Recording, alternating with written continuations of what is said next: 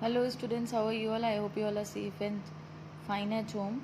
This is your macroeconomics lecture and chapter number 8. This is chapter number 8 and the topic is savings and investment approach.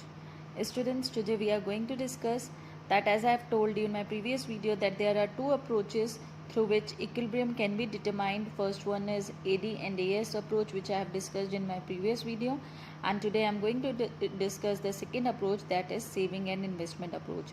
According to this approach, equilibrium income is determined at that level where saving is equal to investment.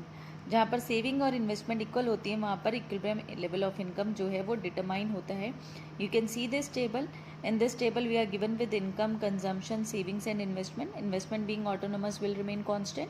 Yes, consumption is here, savings is here. So you can see that the point this here, that where the saving and investment are equal, that level of income, you can see that that level of income is known as equilibrium level of income. So here 200 is the equilibrium income where savings are equal to investment. Okay, so in this way equilibrium income can be find out through tabular representation, and when this same representation is shown diagrammatically, you can see here on x-axis income has been taken, on y-axis savings and investment are being taken.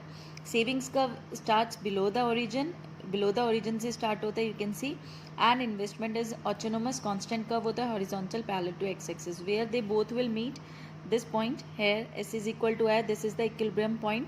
Yes, at this point we can say S is equal to I. Yes, इस point पर S is equal to I है, and the income, this line you will be drawing, and you can see that this income OY is the equilibrium income. OY is the equilibrium income. This is the point, this is the equilibrium point. ये equilibrium income नहीं है बच्चों. This is OY is the equilibrium income. Okay, this is the equilibrium point.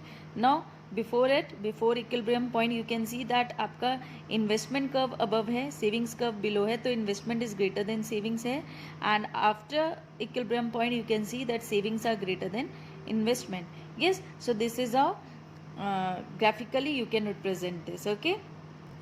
Now students, what happens when savings are not equal to investment? Then you can see that there are two cases that may occur. Either savings are greater than investment or investments are greater than savings. Now students, savings और investments की जब हम बात करते हैं तो ये क्या है, ये नॉन इक्विलिब्रियम पॉइंट्स है ना. यानी अब हमने कुछ ऐसा करना है जिससे कि इक्विलिब्रियम अचीव हो सके. Now when we are going to achieve equilibrium, तो आपने यहाँ पर इस अप्रोच में जो है हाउस होल्ड्स के पॉइंट ऑफ व्यू से सोचना है. Okay, you will be writing all the chain of effects और chain reactions from the points of view of households. Now see, I have told you earlier कि हम इस approach में जो कुछ भी, in my previous video I have told you that each and every variable we are going to assume कि planned है, ex ante हैं. ये सिमिलरली है, these are the planned savings and these are the planned investments. Okay, now see here what is happening. Planned savings are greater than planned investments. It means कि households ने savings ज़्यादा कर ली हैं. Households ने savings ज़्यादा कर ली हैं मतलब कि उन्होंने consumption expenditure उतना नहीं किया जितना करना चाहिए था. यानी उन्होंने अपनी इनकम में से सेविंग्स ज़्यादा करी हैं और कंजम्पशन एक्सपेंडिचर कम कर लिया है. जब कंजम्पशन एक्सपेंडिचर कम हुआ, इसका मतलब उन्होंने कहीं ना कहीं डिमांड कम करी. जब ऐसा हुआ तो प्रोड्यूसर्स के पास अनडिजायर्ड स्टॉक जो है वो पाइल अप हो गया, इंक्रीज हो गया, जिसकी वजह से फर्म्स ने क्या करा, फर्म्स ने अपनी अनसोल्ड इन्वेंट्रीज को कम करा. कम करने के लिए उन्हें प्रोडक्शन कम करना पड़ गया. जब प्रोडक्शन कम हुआ तो लेबर की रिक्वायरमेंट कम हुई तो फैक्टर पेमेंट कह लो from the point of view of firms and factor income from the point of view of factors of production. Factor income कम हो गई. जब फैक्टर इनकम कम हो गई तो हाउस होल्ड्स की सेविंग्स भी कम हो गई. अगर आपकी इनकम कम हो जाए तो आप सेविंग्स कम करोगे, है ना. कंजम्पशन एक्सपेंडिचर को रिड्यूस बहुत ज़्यादा हद तक नहीं किया जा सकता, but savings can be reduce.